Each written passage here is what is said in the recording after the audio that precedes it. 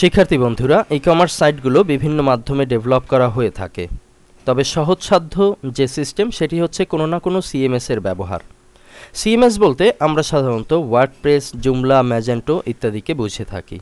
এছাড়াও নাম না জানা যে সিএমএসগুলো আছে সেক্ষেত্রেও আমরা কিন্তু ই-কমার্স ব্যবহার করতে পারি, তবে সে বিষয়গুলো অনেকটাই জটিল।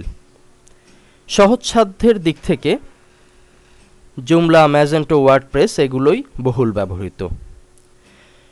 ইতিমধ্যে আমরা যারা সিএমএস নিয়ে কাজ করেছি তারা শুধু সিএমএস এর মাধ্যমে ব্লগ তৈরি কিংবা ওয়েবসাইট তৈরির বিষয়টি দেখেছি। অর্থাৎ একটি ব্লগে কতগুলো আর্টিকেল থাকবে, তার টাইটেলে ক্লিক হবে, পরবর্তীতে দেখা যাবে তার বিস্তারিত, যেমনটি এমাত্র স্ক্রিনে দেখতে পাচ্ছি। এতটুকুই হচ্ছে পূর্বের সিএমএস এর আইডিয়া। ই-কমার্সের যে ব্যবহার সেখানে আমরা কিন্তু কেনাকাটার সুযোগ পাচ্ছি। অর্থাৎ বিস্তারিত দেখার পরে যদি বিষয়টি আমার চয়েজেবল হয় তখন আমরা আমাদের প্রয়োজন মতো কেনাকাটা করার সুযোগ পাচ্ছি। পাশাপাশি দ্রুততম সময়ে অনলাইনের পেমেন্ট সিস্টেম ব্যবহারের মাধ্যমে পেমেন্ট করা যাচ্ছে সহজেই।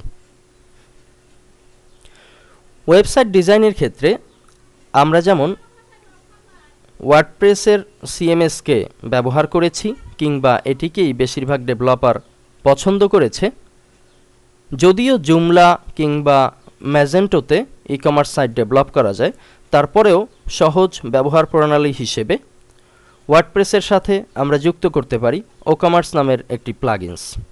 আর এই প্লাগইনসের হাত ধরেই আমরা কিন্তু স্বল্প সময়ে তৈরি করে নিতে পারি আমাদের কাঙ্ক্ষিত ই-কমার্স ওয়েবসাইট।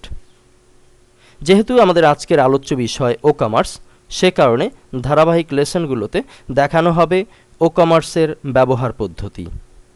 চলে যাচ্ছি পরের লেসনে। ধন্যবাদ।